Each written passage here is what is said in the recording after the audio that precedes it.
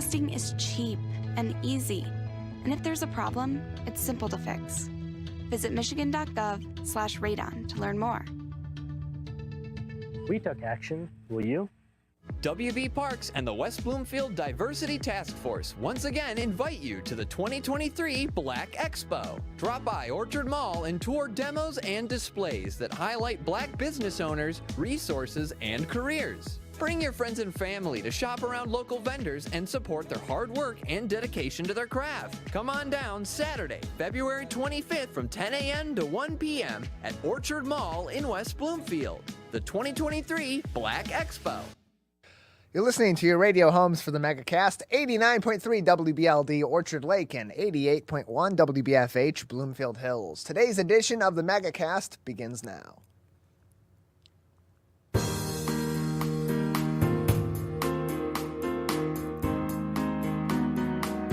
Welcome to the Megacast, our live daily TV, radio, and streaming show talking about all things Michigan. I'm Tyler Kieft. Today we'll be talking to a number of people about topics of interest and importance to Michiganders just like you.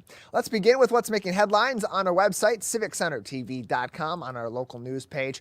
Our top story today comes from Anna Liz Nichols at the Detroit News. As students returned to Michigan State University on Sunday, they received an astounding welcome back from the MSU community as thousands, and I mean thousands, of Spartans of all ages gathered to provide comfort, consolation, and all the necessary supplies that a college kid may need in order to get through the daily grind of classes and more. And I mean thousands. When I say thousands of people, I'm not kidding. Thousands of people showed up for this event as volunteers and more. Alumni, friends, family, faculty, and even some active students themselves volunteered to say not welcome back, but welcome home to students as they prepare for classes to resume today. It really was an amazing effort from start to finish, and it was not intended to ever be as big as it ended up being. In fact, it's a really great story and an interesting story of how little acts of kindness can really snowball into amazing acts of community, as several MSU students, Emily Damon was one of them, as well as Megan Swirchek, Mackenzie Winnie, Mackenzie Freeman, Meredith Friend, and Olivia Weigers. They were the 6 students behind this event that really, for them, they organized it in the middle of last week following, of course, the unfortunate and terrifying events that happened on campus on Monday night just a week ago. Setting up a Facebook page and an event, expecting that, maybe 20 people might come out to this event and, donate some goods. Maybe we can collect some money to get a bunch of items that we can hand out to kids as they're walking down the river trail along the Red Cedar River and at different locations spread throughout the campus, some of the landmarks like the MSU Rock or at Beaumont Tower, at the library, at Spartan Stadium or the Breslin, those kinds of places that people gather commonly at Michigan State and hand out, some gift cards so kids can go, grab a coffee or a sandwich in between classes, or some goods for them to bring back to their dorm room, some extra supplies, things that might give them a little bit more comfort and relieve a little bit of the stress of the day-to-day from the classroom side and from the living in the dorms or living in their apartment side of things. And they were expecting, again, maybe 20 people to show up, and instead thousands ended up signing up on Facebook. It really went viral in the MSU community and throughout Michigan. And so fast forward to Sunday, and it was incredible. I was there. I arrived early for the volunteer call. I signed up to be a volunteer for the setup as well as through the bulk of the afternoon as they were handing out these different goods and interacting with these kids. And I arrived about 10 a.m. I get there early, make sure I get parked before it gets too busy on campus over there for this sort of occasion, and really just get involved and see how I can help early on. And when I was there were already several hundred, maybe even upwards of 1,000 people already in place, setting up tables, putting goods on tables, unpacking things. It was amazing that both Meijer and Pepsi had delivered truckloads of goods to be donated to students. I mean, they went from being donations via a special Venmo account that was set up for this specific event, and people just volunteering to bring items themselves that they had purchased or that they had made, to being a widespread community effort. When I say truckloads, I mean multiple semi-truckloads full to the brim, front to back with goods. It was probably about an hour to 90 minutes that we were unloading these goods off of some of these trucks and getting them just out of the trucks and onto carts and rolled over to where they were going to be situated, then unboxing them and putting them on to all these different tables. It was really an amazing effort that showed so much community involvement that was never really the intention of the event, but ended up being what it was. It became so large, actually, that about late last week, probably Thursday or Friday, if I'm remembering correctly, they had announced on that Facebook page that we got to make some changes because this is growing to be something so big that it's now becoming a university-sanctioned event. The university is getting involved to help organize it and make sure that everything runs smoothly and efficiently and, of course, safely on Sunday morning through Sunday in the afternoon for these kids returning to campus and all these volunteers coming out to provide help and comfort and compassion to these students returning to campus or who have been on campus even still since Monday of last week. And it was quite amazing to see so many different generations of Spartans on campus, people related to Spartans on campus, people of all different walks of life just coming together to help each other and still not necessarily just being focused on the volunteerism or on the social interaction of it all and welcoming people back, but still taking their time to mourn, of course, as well, as many people came in to campus for the first time since what happened on Monday last week. People that weren't there but are in the MSU community coming back to campus for the first time since the mass shooting a week ago at Berkey Hall and the MSU Union. I was one of those people that this was the first time I'd been back there since June, and I'll go a little bit into that in a little bit. And by the time that I was leaving, by the end of the event, we had seen that these memorials that are set up in various places around campus, certainly at the locations of the shootings themselves, both Berkey Hall and the MSU Union, both having small memorials at the entrances to those buildings. And then also, of course, as we've seen throughout the news, both locally and nationally and worldwide, those memorials at the Spartan statue on Red Cedar Road and at the MSU Rock on Farm Lane by the Fairchild Auditorium, both extensively set with flowers and covered and guarded, the rock being covered by a canopy so that the rain won't deteriorate any of the paint or get onto any of the mementos that have been left there, certainly the flowers and the candles and others that were left to memorialize the 3 students that died on Monday last week and the 5 that still remain in the hospital, some of them still fighting for their lives in critical condition, which we'll talk about more in a little bit. And by the end of the day, the Spartan statue, there are a few steps below the Spartan statue, very short steps to get up to it, and then it's on this little platform of brick. And the initial circle of brick around the statue and the statue itself had all these different mementos and flowers and whatnot all over it. And by the end of the event, that had been around the entire canopy of that area, the entire area of brick around the Spartan statue filled with flowers. It was really amazing to see people continuing to come out and memorialize these students and this tragedy and give their prayers and their best wishes to those that are in the hospital as well and memorialize this horrible, horrible event that our community underwent. And then to turn back around and go up and down the Red Cedar River and around the campus too, and just seeing the joy on kids' faces that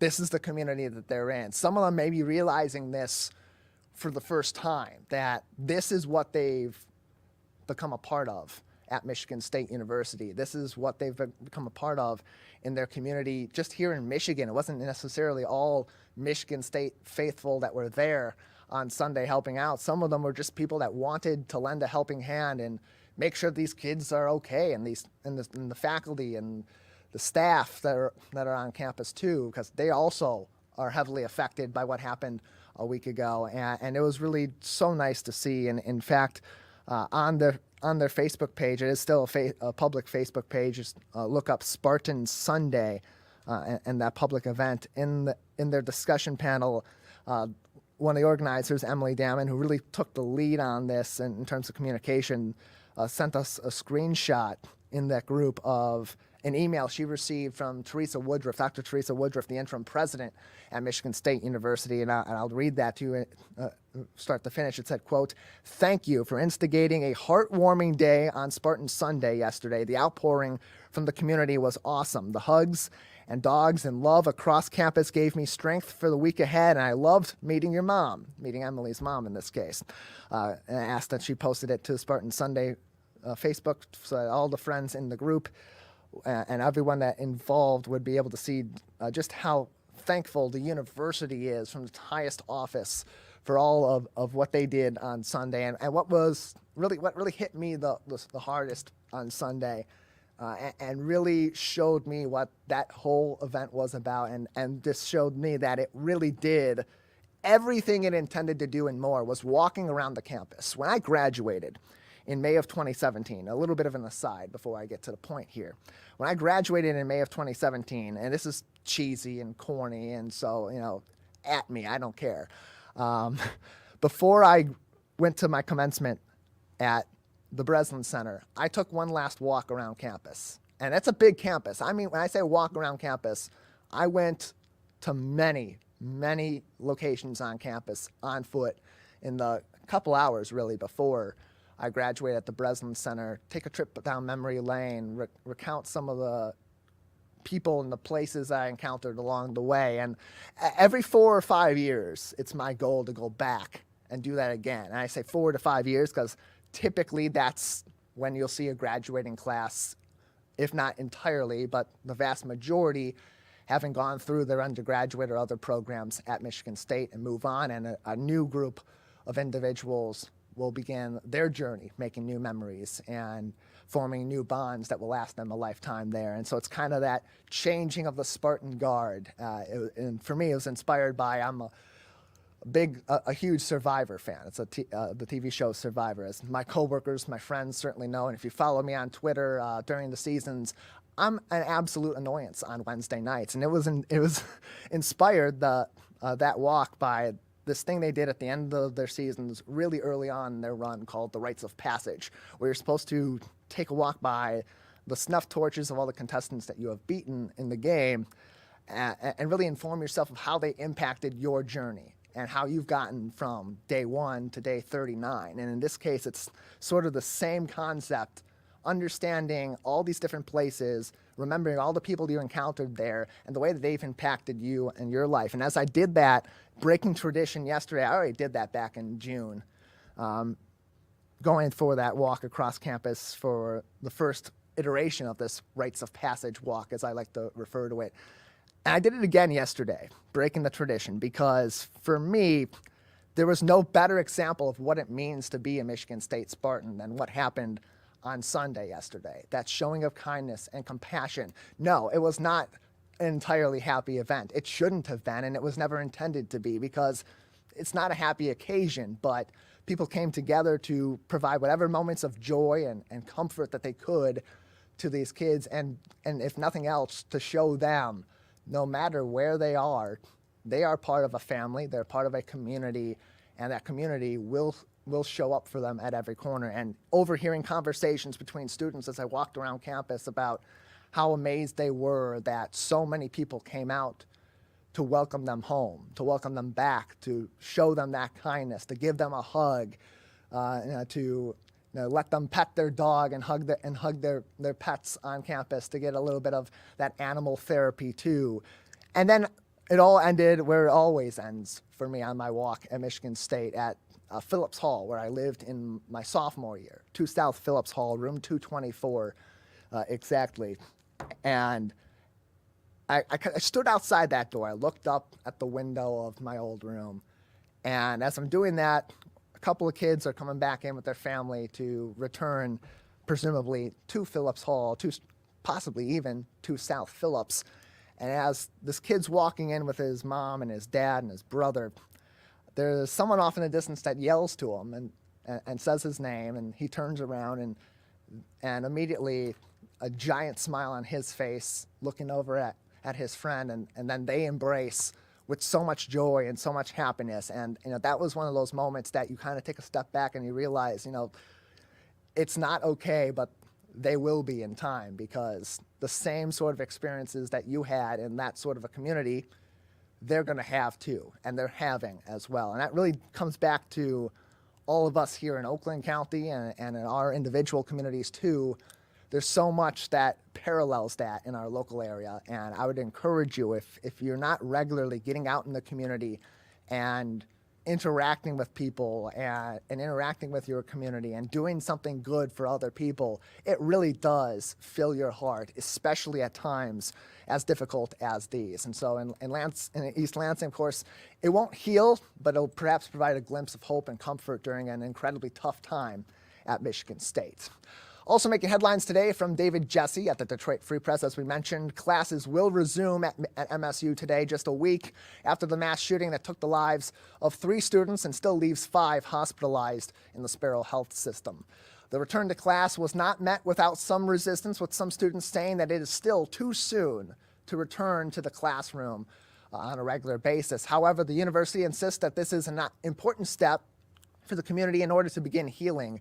And in doing so, they've taken and announced a number of different steps that they'll be taking to try to make this a comfortable transition as much as humanly possible for their students, but also to indicate that they're there with their fellow Spartan families that have been so horribly affected by last week's shooting. They will cover the funeral costs for the 3 students that were killed last week at the Union and at Berkey Hall, as well as the hospital expenses for the 5 that were injured as well. All classes at both Berkey and MSU Union, which does hold classes as well, are being moved, and those buildings are closed indefinitely. And there's no indication just yet about what may happen with those buildings. Will they be redesigned on the inside? Will they be no longer active buildings on the campus or something else? That will come in time. As of now, they're closed to the public and will remain so indefinitely. Student mental health, of course, remains paramount on campus, which is why some students,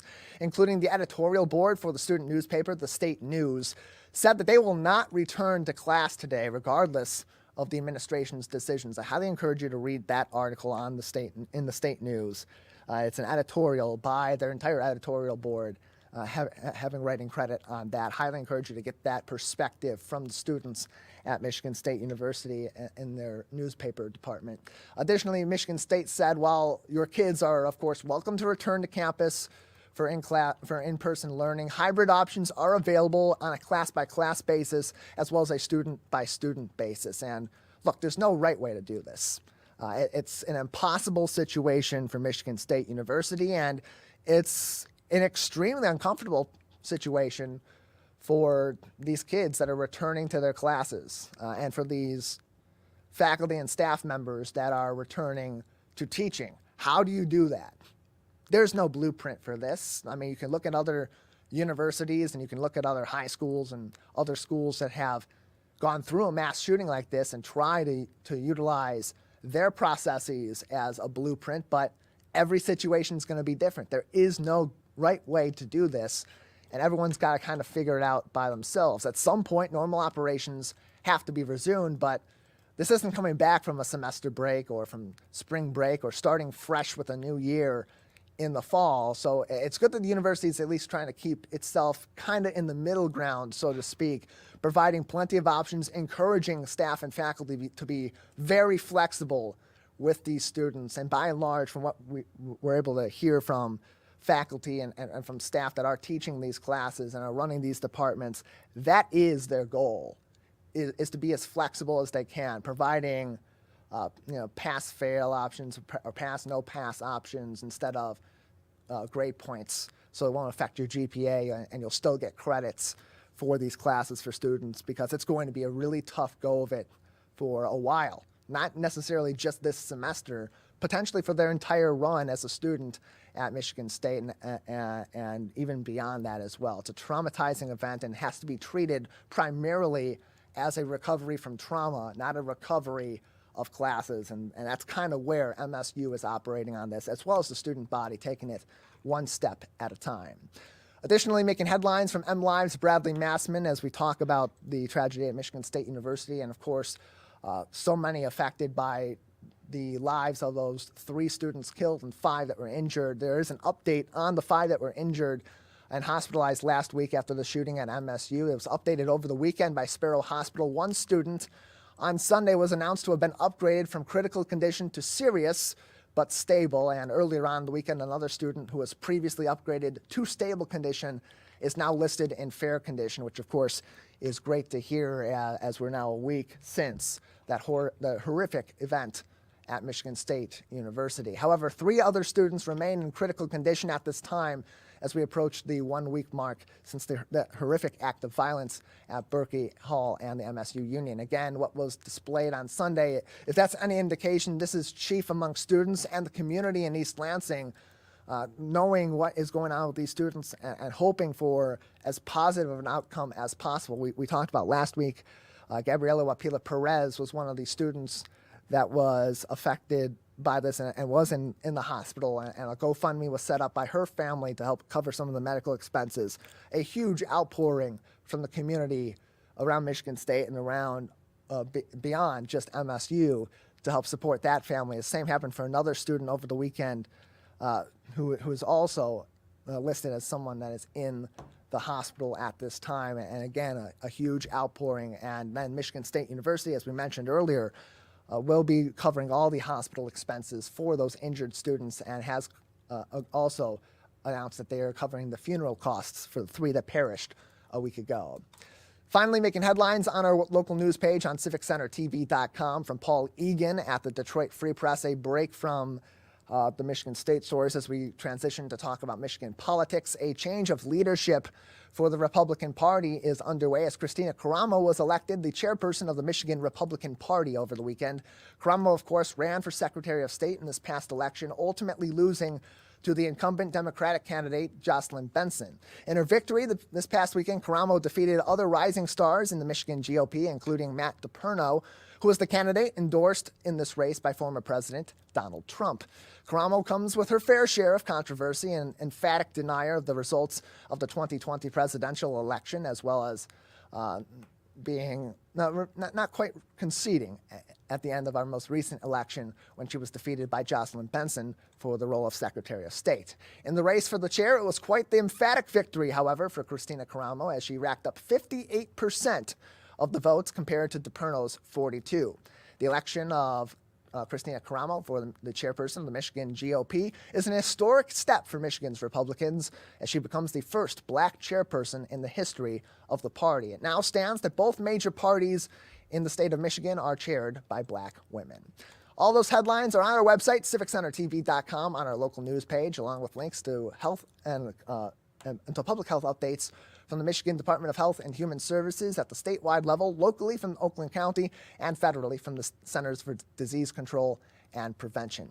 We have a great show ahead on this Monday edition of the Megacast coming up as we return our students to Michigan State today and begin the process, another step in the process of recovery. What can be done to prevent a tragedy like this at Michigan State and other schools in the future? Coming up, we'll take a look back at a conversation we had recently with Dr. Chris Smith, who is an MSU criminal justice professor and is also a member of the board of the Michigan Coalition to Prevent Gun Violence.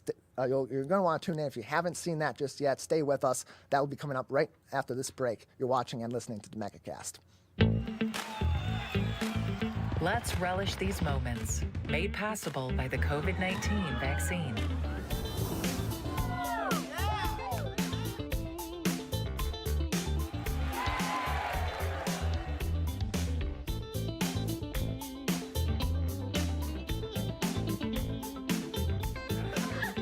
Keep the festivals going by keeping yourself protected and your COVID-19 vaccines up to date.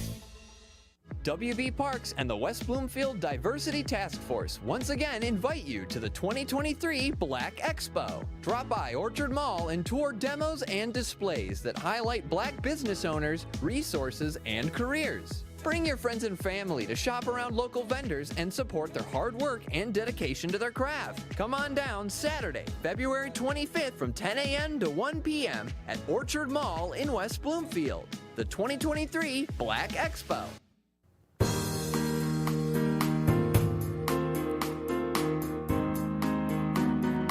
Welcome back to the Megacast, our live daily TV, radio, and streaming show talking about all things Michigan. I'm Tyler Kieft. You can learn more about our program and keep up to date with us. Watch us on demand anytime on our website, civiccentertv.com/Megacast, and find out more about community television and radio stations in your local area here in Oakland County and all their great original programming as well. civiccentertv.com/Megacast. Of course, we're live Monday through Friday, 10 a.m. to 11 a.m. across the community and around the state of Michigan, live to tape throughout the afternoons and evenings and weekends as well throughout the county on a variety of our outlets also. And you can find all those different segments on our website, civiccentertv.com/Megacast. So whether you tune in to us live in your local area or on demand on our website, we appreciate you joining us as always. And as I mentioned before the break, we have had extensive coverage, as many outlets have, of what happened last week in the mass shooting at Michigan State University. And we had a really interesting conversation late last week with Dr. Chris Smith, who is a criminal justice professor at Michigan State University and also is one of the board members of the Michigan Coalition to Prevent Gun Violence, which does a lot of extensive work researching gun violence and trying to brainstorm some solutions, both legislative and the gun control realm, but also others that don't necessarily always involve that as well. So we talked to him last week. It was a really interesting interview, and I think it's important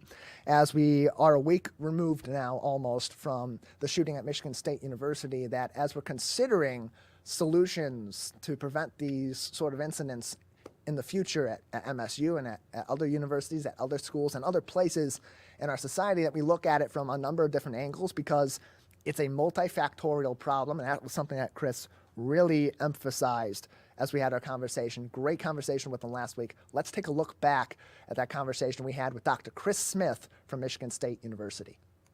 Yeah, appreciate you having you on the show, because this is a situation that you have some expertise in, the gun violence side. Unfortunately, also, there is that direct connection to Michigan State University, as this has hit directly at home at a university that you teach at as well. So for you, given that direct connection, your association with Michigan State University and this really hitting home, how does this situation for you as an expert in this field, as someone that studies gun violence and studies the ways that gun violence is approached for prevention, for intervention, and ultimately for change in legislation down the road, how did this hit differently for you?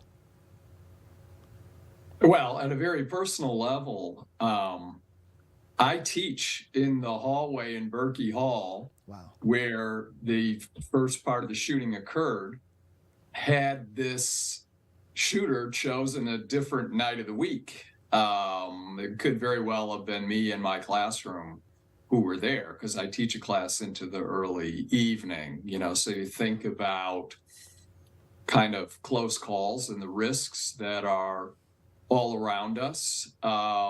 So on the one hand, there's that factor, and it makes me very concerned about my students, because I don't know yet anything about where they were, what their experiences were. I know that a lot of people aren't going to want to go back to Berkey Hall, and MSU is making arrangements to move classes out of there for the rest of this semester. But another part of me, also having looked at a lot of these things, also knows, why should we be immune? Why wouldn't it happen here?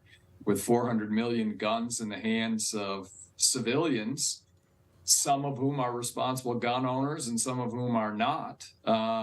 Basically, we are all at risk of what someone else might do. So I was shocked, but in a way also not surprised. And in the wake of these mass shootings, we see it time and time again here in Michigan, here in other places in the United States, a place where this is uniquely a problem. These mass shootings on our school campuses and other public gathering areas, really anywhere at any time in the U.S. there can and there will be a mass shooting. And in these situations, in the immediate aftermath, the conversation almost instantly turns to legislative response, legislative preventative measures that can be taken. And in places that these have been taken, how effective have they been making some of these reforms that we hear pretty commonly, universal background checks, red flag laws, and so on, that have become sort of the buzzwords of speak at this time, thinking about legislative responses?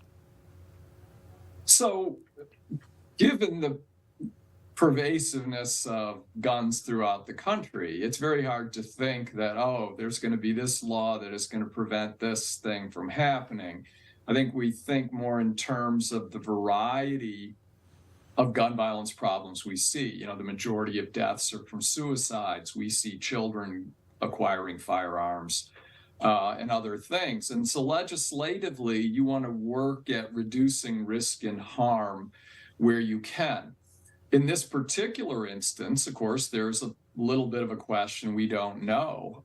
If Michigan had an extreme risk protection order law, otherwise known as a red flag law, where firearms could be removed temporarily from someone who was suffering from crisis or significant problems that showed evidence of potentially harming themselves or others. And I certainly don't know if that would have applied here, but that's the kind of law that in some places might make a difference.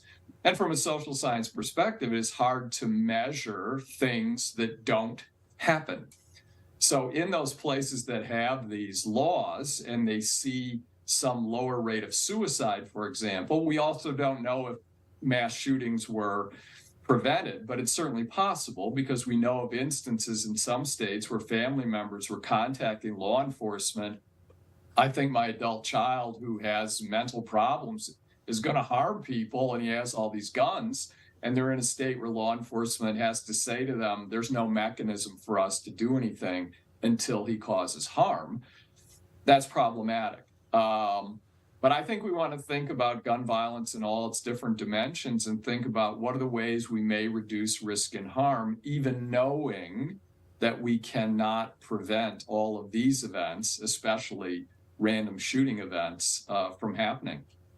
And that goes to what's often the counterpoint from usually those in more conservative circles politically that say this isn't a gun issue, this is a mental health issue. I'm in the camp personally of it's both. It can be both, and it really should be approached from both angles. How much of a mental health side of things on the legislative side would also be helpful in conjunction to some of these potential gun reforms that we have seen in other places or be proposed in other places and certainly are expected to be proposed here and up for vote in our legislature given its Republican majority, Democratic majority in both chambers pretty soon? Well, the mental health argument is not irrelevant because we see some people who, have clinically diagnosable things, but we see other people that go into just an emotional rage that wouldn't be, diagnosable. And, one way just to highlight that, if you look at other countries that do not have the rates of mass shootings that we have, they are just extraordinarily rare events. It isn't because they've solved mental health. It's because you don't have that combination of guns with mental health problems, which really affects us. But if you think in the United States, for example, we don't have universal health care. And we have, in many places, very inadequately funded and accessible mental health treatment programs. And how different might it be if we had universal health care that included mental health care? Again, we won't know unless we do it, but that's something that other countries do have and that we simply lack. So I'm all in favor of increasing our attention and resources to mental health issues and other medical issues, because I think there would be broad benefits for society. But that's not going to cure the problem because we see people who act with guns in a moment of rage that is not based on some diagnosable psychiatric condition. We're joined on today's program by the board chairman of the Michigan Coalition to Prevent Gun Violence, Dr. Chris Smith, who's also a professor of criminal justice at Michigan State University. You can find more information on the Michigan Coalition to Prevent Gun Violence at michigancoalitiontopreventgunviolence.org. And going back to the academic side of things, as you mentioned, Chris, you are a professor of criminal justice. You have taught at Berkey Hall, one of your classes where the shooting did occur, and teaching students in criminal justice, whether they are aiming to be in law enforcement, or be an attorney, defense, or a prosecuting attorney. Where do you even begin coming back from this to apply what has happened right there at Michigan State University to what these students, or some of these students presumably, may be working on specifically solving after their time at Michigan State? Well, certainly one big piece of it, as you've covered this week, is from a psychological angle of repair, recovery, and what we've just talked about with mental health issues. That's outside of my area. I'm more about law and policy, and the question of how do we produce research that may be useful to tell us what kinds of policies could reduce risk and harm, what research exists, and can we overcome the collision we find on this issue and some other issues where research evidence collides with strongly held ideological beliefs about guns. So I think I'm going to tread a little bit carefully throughout the rest of the semester about this, but I think the discussions that I will have in my classes is to think about what does research evidence tell us and what kinds of things might reduce some aspects of gun violence if they would be put into law. And of course, the other element that I look at is what are the impediments to having these things become law, even when they are supported by research evidence as being something beneficial and having very modest impacts on gun ownership. You can get involved, Michigan Coalition to Prevent Gun Violence.org, and get in on conversations like this and ultimately pushing for action across the board to prevent gun violence here in Michigan and across the board as well. Dr. Smith, before we let you go, anything else that you'd like to say today? No, but I do appreciate people who have media platforms as you do that are trying to explore and present these issues in a very thoughtful way, because it's complex. There's a variety of dimensions about gun violence people need to think about. It's not a simple matter of trying to take people's guns away or colliding with the Second Amendment. So let me just express my gratitude to you and your colleagues around the state and the country who are looking at this in a thoughtful way to try to educate the public. Our goal is to educate the public, and you make a big contribution to this too. Dr. Smith, appreciate your kind words, and thank you as always for giving us your time. Thank you. Here we had with Dr. Chris Smith from Michigan State University, a criminal justice professor there, as well as the board chairperson of the Michigan Coalition to Prevent Gun Violence, also as his affiliation. A really interesting interview we had with him last week. If you're just tuning in, you can always find us on our website, civiccentertv.com/megacast, and watch that full interview for more information and details. Great insight from Dr. Smith, and we're wishing him well as he and his students return to class today and this week at Michigan State University. Joining us now on the program for our weekly Oakland Schools Education Insider is Jarrad Grandy, the Oakland Schools Executive Director of Student Services. Jarrad, thanks for being with us today. Thanks for having me. How you doing today? Doing all right. How are you doing? Doing well. Good. That's good to hear. Glad to have you on as we're celebrating Career and Technical Education Month here in February. Why is creating awareness for career and technical education so important, especially in today's educational world, as kids are getting ready to go out into the workforce or going off to college after their K through 12 education? Well, it's so important because CTE is for all kids. And when we say all kids, we mean it's for all kids.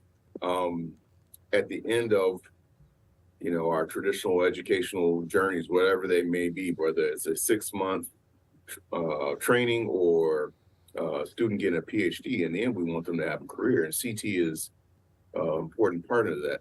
We have multiple programs, 17 programs across 4 campuses at our technical campuses, which serve our 28 local districts and our public school academies.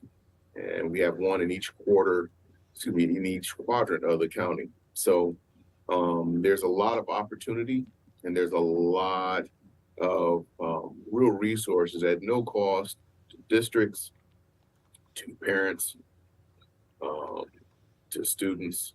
There's just real opportunities here.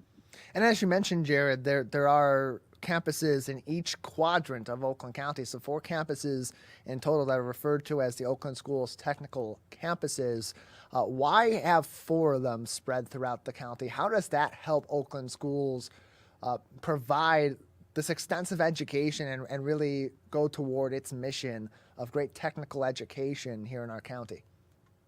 I'm glad you asked. So it's pretty unique, but in our county, we have obviously a little bit of everything in every way, right? From types of districts to populations that are served. And really comes down part to logistics. So being able to offer some of this program in each part of the county is really important. So that's why we have 4 campuses. It comes down to logistics and providing more opportunity to kids.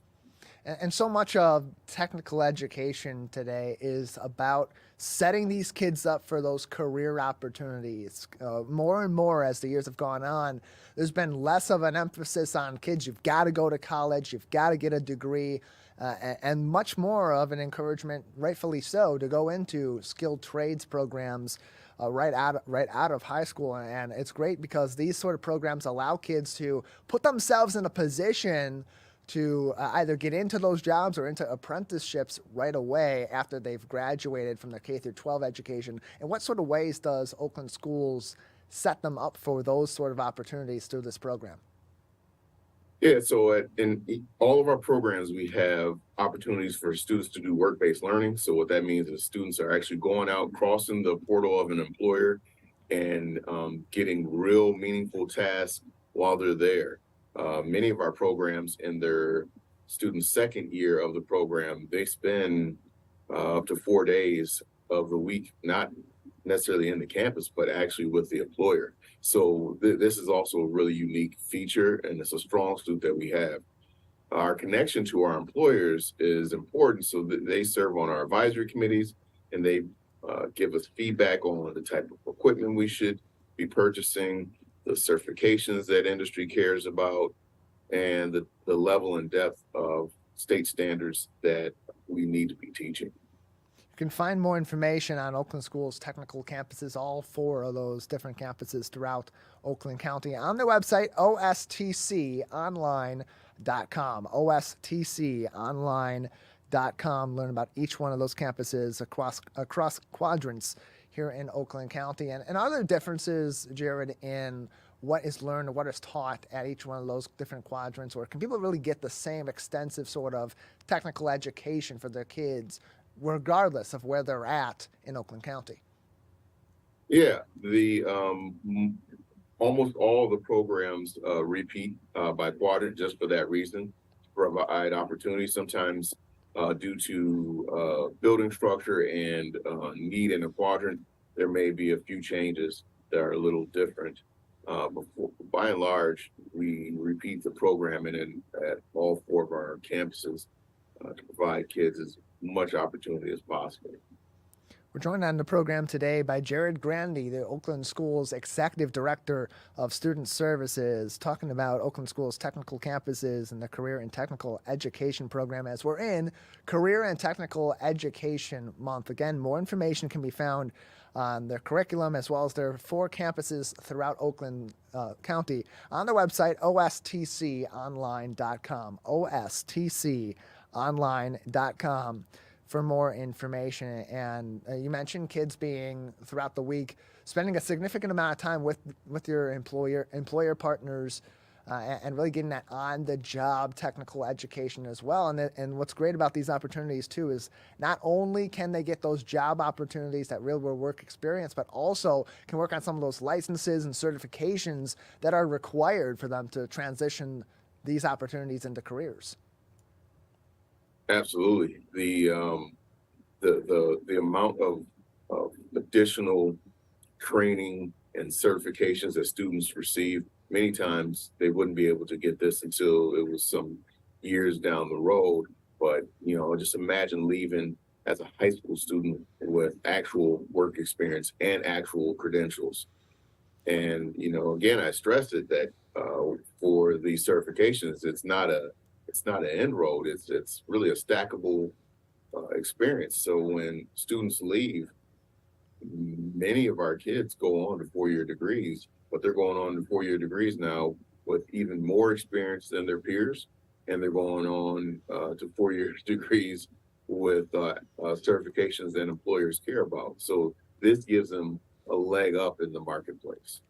And just how much, elaborate on that, just how much of a leg up does it give them in the marketplace to have these opportunities through their local school districts because of their affiliation with Oakland Schools, to then be able to go into these career fields with that kind of experience, or go into a 4-year degree program with that kind of experience already around their proverbial tool belt?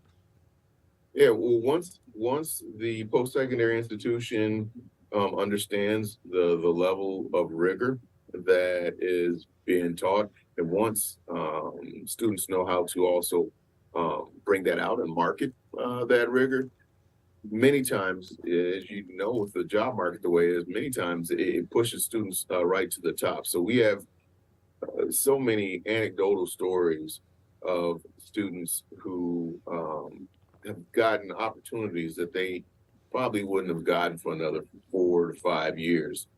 And that might even be after they leave and have a 4-year degree. So, the data, the anecdotal evidence, all of it aligns with the idea that our purpose is to get every student career ready. And OSTC, our 4 campuses, are a way for us to do that.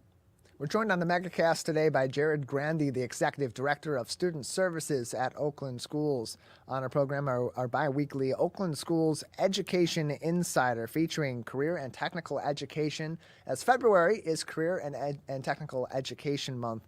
And of course, Oakland Schools, their technical campuses, provide an extensive career and technical education right here in Oakland County. You can find more information about the programs and find ways that you can get involved by going to their website, ostconline.com, ostconline.com, for more information, with 4 campuses spread throughout the Oakland County area. And Jarrad, is there a cost that's associated with access to these programs, or some of these certification programs too, through Oakland Schools?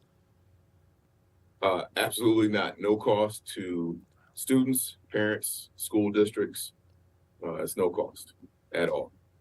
Yeah, and that's what's great about this too, is that it's all through your local school district, and so it's just simply an extension of your regular curriculum in your kid's school district and your kid's school specifically. And this all becomes part of their regular curriculum. So if kids are interested, or if parents are interested in maybe directing some of their kids to some of these opportunities, how can they get their kids involved with Oakland Schools Technical Campus through their local school district? Yep, through the local school district. We can be found on the web at ostconline.com. And when you go to the website, there's a lot of events and opportunities for people to come out and for students to come out. So we have opportunities for students during their school day to come out and visit while students are in class, and see what it's like to learn in our labs, our world-class labs. We also have opportunities after school and on weekends as well. And all that can be found at ostconline.com. And you can sign up as a student for those opportunities through your local school district. More information, again, ostconline.com. Their main phone number, also 248-209-2000, 248-209-2000. 2000. Jarrad Grandy joins us from Oakland Schools, their Executive Director of Student Services, on our bi-weekly Oakland Schools Education Insider on the Megacast. You can catch all these segments on demand on our website, civiccentertv.com/Megacast, or just go to our on-demand page on civiccentertv.com and search Oakland Schools for more information. Jarrad, when a kid completes one of these OSTC programs, what are their options beyond that? Can they immediately go into the workforce with some of these specific forms of technical education? Are there opportunities to expand on some of these things that they've learned in these programs by continuing in Oakland Schools through their local district? Yeah, so our local districts have career and technical education programs too. In an ideal world, we have students in the 9th and 10th grade that are taking CTE at our local districts, and then they send students to us in the 11th and 12th grade. And really, that's all, again, part of a broader purpose of getting every student career ready in Oakland County. Again, more information can be found on their programs at ostconline.com or calling them 248-209-2000 for more information. And Jarrad, while we're talking about all these different opportunities that come from the career and technical education, these 4 different campuses and the quadrants of Oakland County, let's dive into a little bit, if you can provide us some examples of these different career and technical education programs that are available, because kids are going to have a variety of different interests and variety of different career aspirations that they may be able to tap into by going to Oakland Schools if they know what's available to them. Yeah, so the programs that we have available, many of them line up with our 5 industries. So we have from advanced manufacturing, construction, health, IT, and then we kind of lump them together into one TMLE, so our transportation, mobility, logistics, and energy. So we have those types of programs reflected throughout our 4 campuses for students. And so really the opportunities here for kids are endless, and we continue to expand what we teach, and also some of the more obsolete parts. We make sure we annually go through our curriculum and try to exit that from the curriculum, because we want our students and our world-class labs and our world-class teachers who won national awards in competitions. We want our students to get the very latest and the very best. And as you talk about that, we've spoken in the past to some of those award-winning instructors through Oakland Schools Technical Campus. Just take us through what are the requirements that Oakland Schools is looking for to bring these different people into these classrooms to be educators in these programs. What is Oakland Schools looking for in these instructors? Yeah, so for our instructors, they all have to have industry background. So part of that is just from state requirements, 4,000 hours of working in industry minimally. And then on top of that, we look for specific skill sets and then at times we go to our advisory committee members to help pull those out, what they may be. But, the real foundation is, have you been in industry in a productive and meaningful way? And then from there, we work through our state processes. But more importantly, it's all of our internal training and support for teachers that we provide to help take them from industry to being in the classroom and working with students. Again, all of this information can be found on ostconline.com or by calling them for more information at 248-209-2000, 248-209-2000, as we're joined on our bi-weekly Oakland Schools Education Insider with Jarrad Grandy, the Executive Director of Student Services at Oakland Schools. Jarrad, before we let you go, anything else that we haven't discussed about Oakland Schools Technical Campus or the efforts being put forth by Oakland Schools during Career and Technical Education Month this February that you'd like to discuss? Well, one is that enrollment season is here. So for students that are interested in attending OSTC, any one of our 4 campuses, now is the time to start working with your counselor. So that's one important part. And the other thing is, the real message behind CTE is that careers are for all kids. And CTE is one path to really give students a jumpstart and a meaningful lens into careers that they may be interested in. There's so many different varieties of communities and so many different varieties of educational opportunities, unfortunately, that come with different communities in our area because of the way that education is funded. So having these programs through Oakland Schools and through Oakland Schools Technical Campus gives a lot of these opportunities to kids across the board here in Oakland County. Jarrad, thank you so much for joining us and telling us more about some of the different career and technical education opportunities available to kids through Oakland Schools.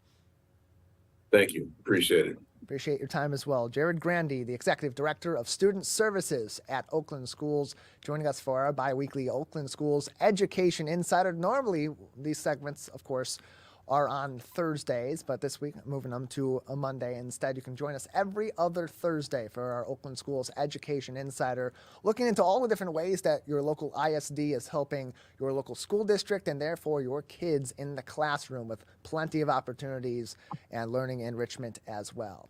That is going to do it for today's edition of the Megacast. Thank you for joining us, and always encourage you to join us live on our show each and every day, Monday through Friday, from 10 a.m. to 11 a.m. across our network. You can find more information about where to tune in your local area on our website, civiccentertv.com/megacast. That's also the place that you can join us if you're tuning in for part of the show. Hey, look, we know it's the beginning of your workday. It's early, especially on a Monday like today. You're just getting things started. Maybe you don't have an entire hour to give to us straight through. You can always watch us on demand on your time anywhere at civiccentertv.com/megacast with both our full shows and each individual interview segment on demand as well. So if you're really wanting to dive into some of the information surrounding, of course, last week's unfortunate act of violence at Michigan State University, you can hear from all of our guests last week that talked about it, from parents that were affected by their students being scared and on campus during that event. We talked to, of course, Dr. Chris Smith, who we showed on today's edition of the program, as well as legislators like Brenda Carter and Noah Arbit, both in the Michigan House of Representatives, about what may be done at the statewide level, excuse me, to prevent a tragedy like this from happening once again here in Michigan, now with 2 incidents in less than 15 months right here in the Great Lakes State. Big thank you to all of our guests on today's edition of the program, and you for tuning in as well. Keep up to date with us on our website, on our Megacast page, as well as our local news page, in addition to public health information at the top of the page linked to the CDC, the MDHHS, and the Oakland County Health Division. As always, the show is made possible by great work being done behind the scenes. Our production crew, Jared Clark at the studio of My Michigan TV, and Calvin Brown, our director at Master Control at Civic Center TV today. That's our show. Be kind to each other, and we'll see you next time.